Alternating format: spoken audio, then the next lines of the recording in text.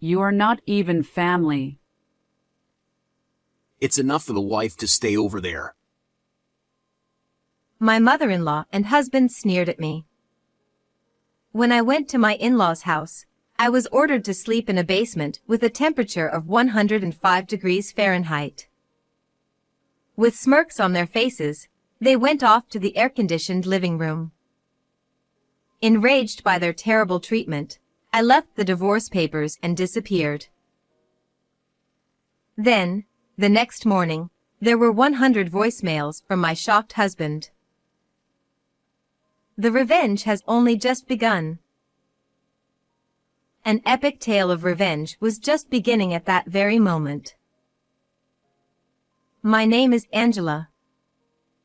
3 years ago, when I was 25, I married my husband Mark. I decided to be with him after hearing about his past, as he is 2 years older than me. I'm from a small village, and I used to be quite the troublemaker. But when I was a freshman in high school, my father passed away. That must have been so hard for you. As my husband confessed, lowering his gaze, I offered him comfort. I had also lost my parents at a young age, so my heart ached as if it were my own pain. Soon after that, I moved to the city with my mom. I had to support her, so I turned over a new leaf and transformed into a serious, handsome guy. Just kidding. Seeing him laugh shyly and puff out his chest, I thought I could have a happy life with an honest man like Mark. As expected, things went smoothly right after we got married. My husband was kind, and my mother-in-law warmly welcomed me, an orphan with no family ties. However, about a year and a half into the marriage, he started coming home late from work. Welcome back. It's already 1 a.m. Where have you been? Oh, just out. I'm going to take a bath. I would wait for Mark at the door late at night, turning on the entrance light to greet him. I also worked full-time, but I was worried, so I waited for him to come home no matter how late it was. But he would never tell me where he had been. Hey, Mark, your hands are all black. What have you been doing? By our second year of marriage, there were days when he would come home with his shirt covered in dirt. I found this suspicious and confronted him. Stop nagging me all the time. Don't interfere with what a man does. Just shut up. Mark yelled angrily, like a delinquent character in a drama. I was so shocked by his loud voice that I couldn't say anything in return. Moreover, my mother-in-law, Nancy, who lived 30 minutes away by car, also began to reveal her true colors. I used to rule the village in my younger days. I didn't go to school and would ride my motorcycle around. It seemed that my mother-in-law had once been part of a delinquent group, and she began to show up at our house in a car modified to make loud noises. She would use the spare key my husband had given her to enter our home without permission and take food and daily necessities. Back in the day, I used to swipe goods from the supermarket without paying. Nancy, if you need something, just tell me, and I'll prepare it for you. Please stop taking things without asking. What? How dare a daughter-in-law speak so arrogantly? How cheeky. No matter how many times I warned her, Nancy refused to listen and, worse, would rage and wreck the room before leaving. I'm at my wit's end. No matter how clearly I speak, it's like talking to a wall. But I knew I couldn't let things continue like this. I realized that sooner or later, I would have to have a serious conversation. One day, My husband took some time off for summer vacation, so we decided to visit his family home. Usually, we just do day trips, but this time we'll be staying overnight. What? I wish you had told me that sooner. Hearing about the overnight stay at the last minute, I hurriedly prepared the day before our visit. But maybe this is a chance for us to have a proper family talk. It could be an opportunity to clear up any misunderstandings. At this moment, I was still naively believing in the family bond, completely unaware of the true intentions of Mark and his mother. You're late. The next day, in the early afternoon, when my husband and I arrived at his family home, Nancy, with a cigarette in her hand, yelled at us as soon as she opened the door. The traffic was bad. There was a slow car in front, and I was thinking of tailgating them real close. In that case, you should just overtake them from the opposite lane, and if the cops chase you, shake them off. Laughing as they walked into the house, Nancy and Mark looked like completely different people from when we got married. This is the first time I've seen Nancy smoke. I sat down quietly in the living room where I was shown, feeling slightly uncomfortable. Angela, I need you to take care of the neighborhood association's accounting records. As I was taking out a gift box of assorted jellies from my bag, a pile of receipts and papers was dumped on the table in front of me. When I looked bewildered at Nancy and the documents, she quickly snatched the gift from my hand. I've been asked by my neighbors to take on the role of the accounting job. With an exaggerated shrug, she tore open the wrapping paper of the jelly box. It was strange that someone like her, who boasted of playing around instead of going to school and not even knowing basic addition, would be asked to handle the accounts. So, you need to finish the accounting work right away. Right now? Me? Ha! Are you saying you can't do it? Startled by her demonic expression as she yelled at me, I instinctively glanced at Mark for help. However, my husband just started lounging around, watching TV as if it had nothing to do with him. Since we're staying here tonight, maybe it's my duty as the daughter-in-law to do at least this much. I tried to convince myself and searched on my phone for how to keep the books. Imitating what I saw, I began the accounting work, checking the receipts and past documents. However, no matter how much I worked, the job never ended, and it quickly turned to evening. Oh, by the way, there's a summer festival in 2 days. Tomorrow we'll be busy with preparations, so you two will help with the stalls. A summer festival? Exhausted from the accounting work, I couldn't help but cry out. I'm heading out for a meeting tonight. Unlike me, who was exhausted, Mark seemed to be excited about the summer festival, his voice bubbling with enthusiasm. It's just a drinking party, right? Well, that's how adults enjoy summer festivals. Nancy chuckled and finally took out the chilled jelly from the refrigerator and started eating it by herself. Then, my husband went out for his meeting, and Nancy said she was going out for dinner with friends. They both left the house by 6 p.m. After that, I was alone, calculating until late at night. They finally returned around 11 p.m., with Mark completely drunk and Nancy louder than usual. Tomorrow is the day before the festival. Time to sleep. Oh, Angela, you sleep in the basement. As soon as they came back, Mark and Nancy led me to a small, windowless basement. What is this place? It's so hot. As soon as I opened the door, a heavy, damp heat wafted out, and when I looked at the thermometer in the room, the temperature was 105 degrees Fahrenheit. There was only one moldy, old mattress inside. For the wife, this place is good enough. That's right. You're not even family.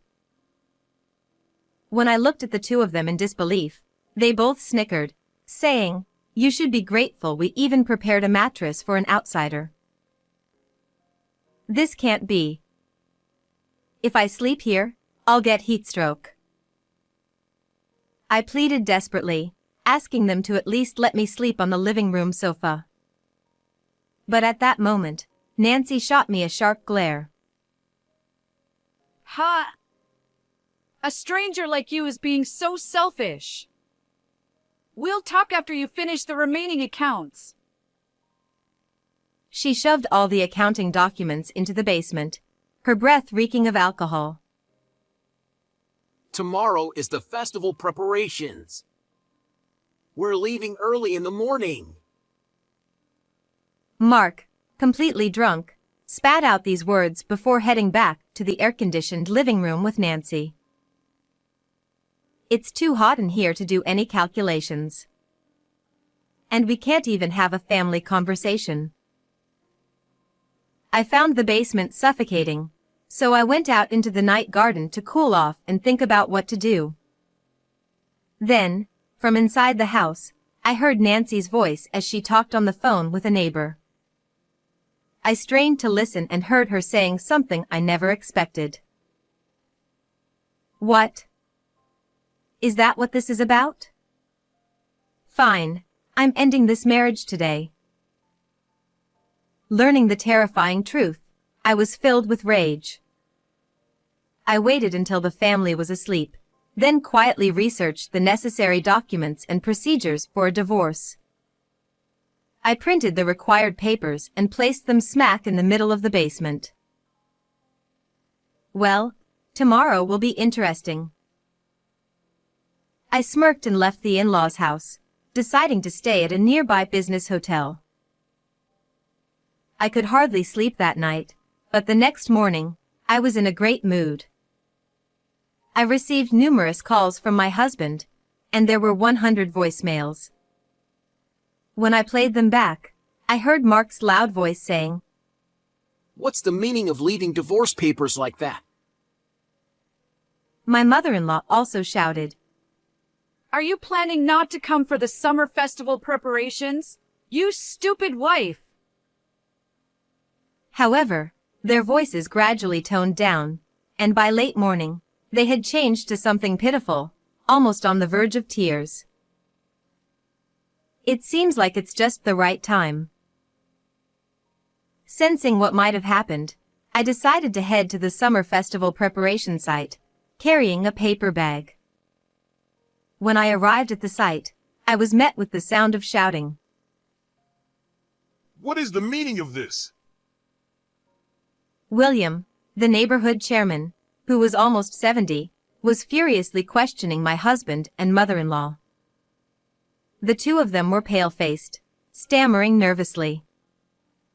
The people from the neighborhood were looking on from a distance, their faces puzzled as they watched the situation unfold. Seeing the scene develop as I had expected, I felt a triumphant cheer inside, and I called out to William. Hello. Thank you for having me. As I appeared nonchalantly, Mark and Nancy became furious.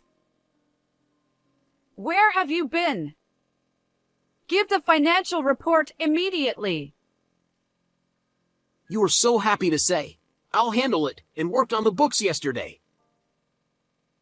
The two of them came at me so aggressively that I instinctively took a step back. William stood between us, as if to protect me. He held 3 sheets of paper in his hand. I delivered those complaint documents to William's house last night. I pointed to the documents in William's hand and raised my voice, so everyone around could hear. Mark and Nancy were startled by my sudden loud voice. Mark and Nancy have been embezzling the neighborhood association's budget. When I declared this loudly, the people in the neighborhood murmured, "What? What are you talking about? You crazy girl! Have you gone mad from the heat or something? Panicked, my husband and mother-in-law turned red and lashed out at me. But I ignored them and explained to William and the people gathered for the summer festival preparations. Actually, while I was doing the accounting the day before, the budget set by the neighborhood association and the amount spent just didn't match up. The same was true for the summer festival. No matter how many times I recalculated, the numbers didn't add up at all. I mentioned to Nancy, maybe some receipts are missing? But Nancy yelled at me. Just make the numbers match up! And insisted I enter the books as if the entire budget had been used up. The more I thought about it, the more troubling ideas came to mind. In reality, they haven't used the entire budget. So what happens to the leftover money? No way. And that night, when I couldn't bear the heat in the basement and went out to the garden, I heard the sound of drunk Nancy yelling on the phone near the vent. She seemed to be talking on speakerphone, and I could clearly hear the person on the other end of the line. A neighbor, sounding apologetic, said, "I've always handled the accounting every year, so I did it again this year." Then, the next moment, my mother-in-law replied, Leave it to me. After all, I'm quick with numbers, and I was great at studying too. And then, in a hushed tone, she continued, Since there are fewer people in the neighborhood, it seems the summer festival budget has been cut in half. Even William seemed disappointed. She added, So, make sure not to mention anything about the budget, okay? She repeated this several times. I widened my eyes in shock. Because I knew the neighborhood budget hadn't changed by a single dollar from the previous year. At that moment, I was convinced that Mark and Nancy were planning to pocket the neighborhood funds. That's why I informed William last night about your embezzlement of the neighborhood funds with a letter and documents. I looked straight at my husband and mother-in-law in front of me. Oh, no! This girl is just mistaken. She probably made a calculation error. Yeah, you. You're such an idiot. With strained smiles, they shrugged at the neighbors, as if to say, what a troublesome wife. No, there is more proof.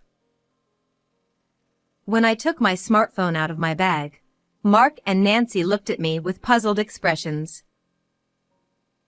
The sound is a bit low, so I'll play it through the speaker. I spoke to William standing next to me, borrowed a speaker nearby, and connected my phone. Then, the whole venue was filled with a loud recording of a conversation between Mark and Nancy. It turns out it's pretty easy to pocket the neighborhood funds. With this, we can pay off the debt. No problem. The night before, after she finished her call with the neighbor, Nancy started talking to Mark, and I had recorded it on my phone. Upon hearing their plot being exposed, they both let out a small scream, and the recording cut off abruptly. You too. So you were embezzling after all. William, veins bulging on his temples, confronted my husband and mother-in-law. They realized it was impossible to continue covering up their theft.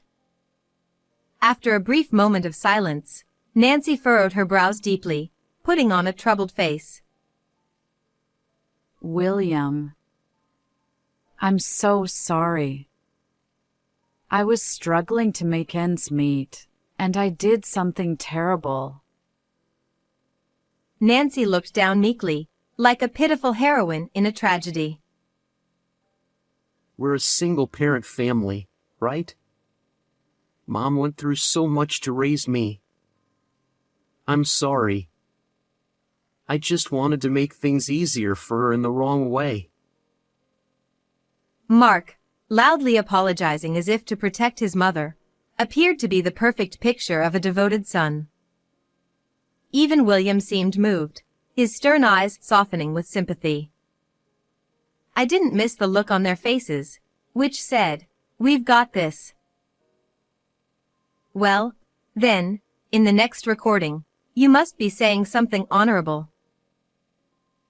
Smiling, I pressed the speaker button once more.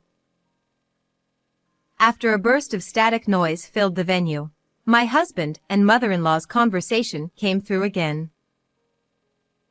Next, I want to buy a foreign car and drive it around. If I handle the neighborhood accounting for a few years, it should be a breeze. Just recently, I bought a brand name bag. People around here are really stupid, aren't they? Their vulgar laughter echoed throughout the festival venue, and the neighborhood people began murmuring in disapproval. Surrounded by cold stares from the crowd, Nancy and Mark turned pale. Nancy, could this brand name bag you bought with the membership fees be this one? Amidst the murmuring, I pulled an orange handbag from the paper bag I had prepared since morning and held it up high. Before coming to the venue, I had checked that they were not at home and fetched it from the house. A neighbor shouted, Look! That's the luxury brand bag she was flaunting before! Aw! When did you get that? Nancy screamed and ran toward me. I lifted the bag above my head, swinging it left and right so she couldn't reach it. Hey!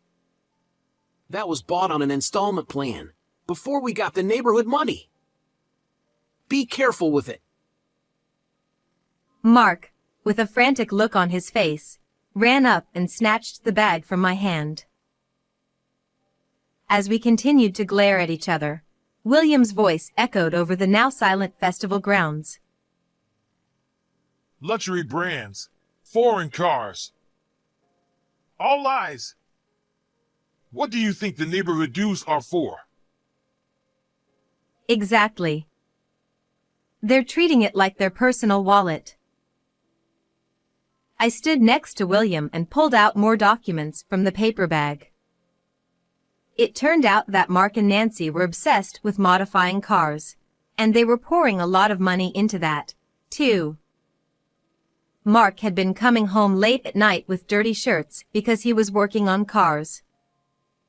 They had also been secretly spending money on gambling and shopping. The most shocking discovery was that they had even dipped into the $20,000 savings account that we had built together. Mark had claimed to have become serious after his father's death, but he had never really stopped being a bad boy. You must have had a lot of fun racking up $80,000 in debt.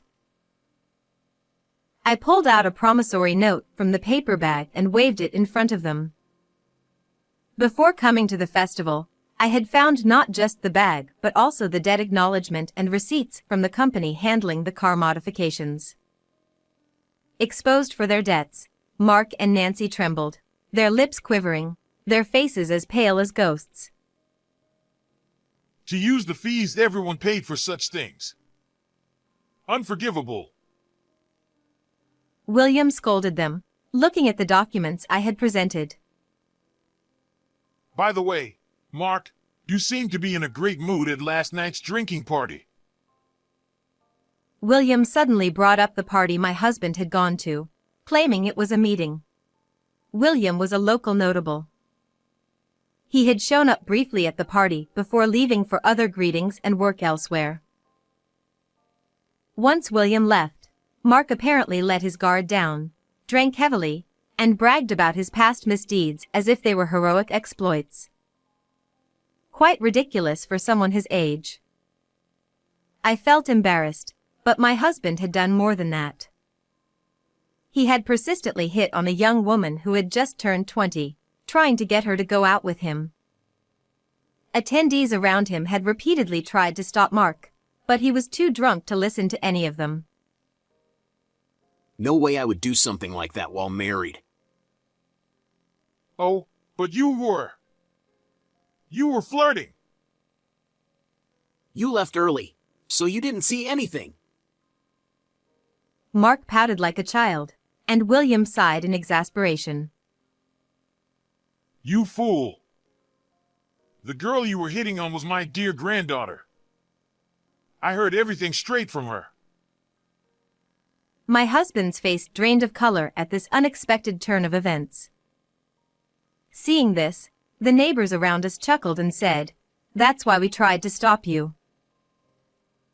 Well, even if she wasn't the chairman's granddaughter, it's still unacceptable. Looks like this marriage is definitely over. I left the divorce papers in the basement. Did you sign them properly? No. I haven't signed them yet. Come on, I was just drunk. We only took the neighborhood funds because we lost our heads for a moment. Yes, we just got carried away. Let's turn over a new leaf and start over. You're the only one I love. It's always been you. Nancy and Mark tried to get closer to me, pleading. But their words no longer meant anything to me. "William, do you think I can get compensation for the matter with your granddaughter?" I loudly asked the chairman, ignoring the two of them. I'll ask the lawyer we always work with, but if the man who flirted with my granddaughter is single, it might just be considered romance. William replied, scratching his chin. Hearing this, my husband quickly signed the divorce papers.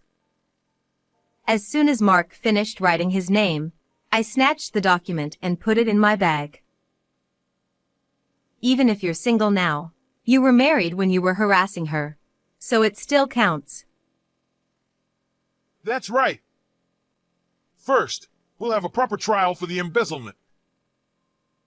William and I exchanged glances and grinned. Realizing he had been tricked, Mark glared at me and ground his teeth. If you had just kept quiet, none of this would have happened. Nancy stomped her feet angrily. That's naive thinking. Even if you tamper with the books, the neighborhood will conduct an audit at the end of the year. Such sloppy embezzlement was bound to be discovered. I replied with a sigh, and my mother-in-law and husband looked dumbfounded. I'm cutting ties with you both. I'll demand alimony for the divorce, and you'll pay for your embezzlement. I pointed directly at them, delivering the final blow. Surrounded by William and the neighbors, Mark and Nancy collapsed to their knees, crying out in despair. Just then, the police car I had called before arriving at the venue pulled up, and my slumped husband and mother-in-law were taken away. After that, I immediately submitted the divorce papers and cut all ties with the two of them. William filed a lawsuit over the embezzlement of the dues, and now the two of them are behind bars. Even when they are released, they'll be shunned by the neighbors, and it will be impossible for them to continue living in their current home. Moreover, they will have to pay $20,000 in divorce alimony, $10,000 for half of the embezzled savings, and $80,000 in debt for their extravagant lifestyle. They will likely face days filled with debt, without a home or money. By the way, regarding the summer festival, which had caused such a stir, the problem was discovered at noon the day before the festival, so everyone in the community hurriedly worked together. They managed to buy the prizes and food according to the original budget, and the festival turned out to be as lively as ever. Having exposed their wrongdoing, I found myself quite favored by William. You've got guts. How about running for city council? I'll support you. He's even suggested that I run for office. I might just make my debut in the political world. How did you enjoy this story? Don't forget to subscribe to the channel. See you in the next video.